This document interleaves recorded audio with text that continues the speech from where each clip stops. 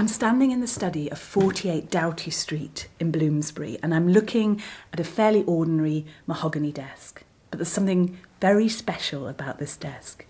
It belonged to Charles Dickens. Tucked in the bay window of his country home in Gad's Hill in Kent, at this very desk he filled page after page of a story of intrigue, deception and revenge. He called it Great Expectations. Ours was marsh country down by the river, within, as the river wound, 20 miles of the sea. My first and most vivid and broad impression of the identity of things seems to me to have been gained on a memorable raw afternoon towards evening. At such a time I found out for certain that this bleak place overgrown with nettles was the churchyard, and that the distant savage lair from which the wind was rushing was the sea, and that the small bundle of shivers growing afraid of it all and beginning to cry was Pip. The story begins with young Pip being plucked from the marshes of Kent and installed in London to become a gentleman. But what I didn't know was that Dickens actually wrote two very different endings. In his original ending, Pip and Estella just bump into each other on the streets of London and then go their separate ways. But the published ending sees Pip and Estella reunited in the ruins of Miss Havisham's house. What I want to know is why Dickens changed the ending. He's 48, he's got 12 best-selling novels under his belt, he's at the height of his powers. What causes this crisis of confidence at this stage in his career? That's what I'm going to find out. But to understand why he did it, first I need to find out how he did it.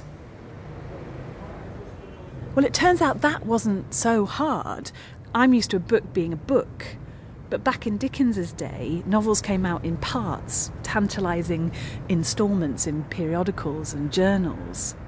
And Great Expectations came out like this, in a journal called All the Year Round.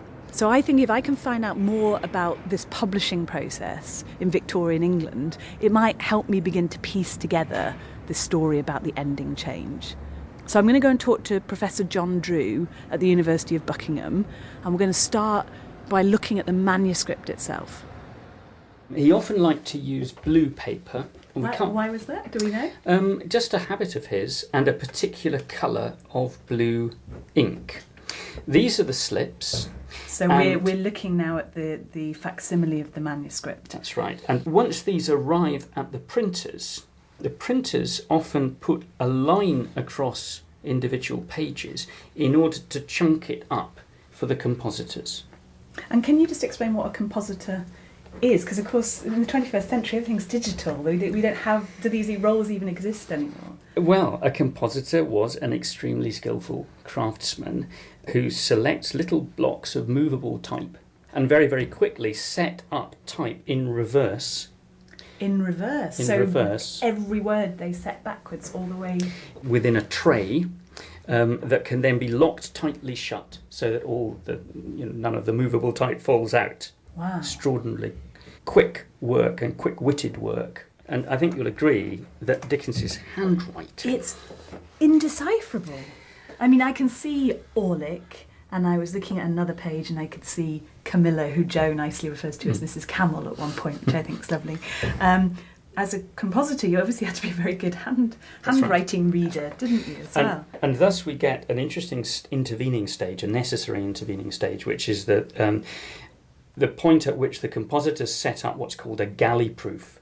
And those galleys come back to the editorial office for correction. Proofing, as we do now, you take it through and make sure there's no mistakes. Absolutely. So there is, in addition to the original manuscript of Great Expectations, there are these little fragments of galley proof which tell you how Dickens revised at that final stage of copy editing. And do we his own have work. access to those? We only have little fragments of them.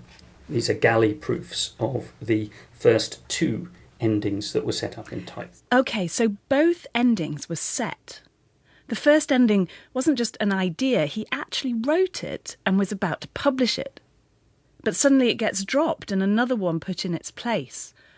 I want to know why.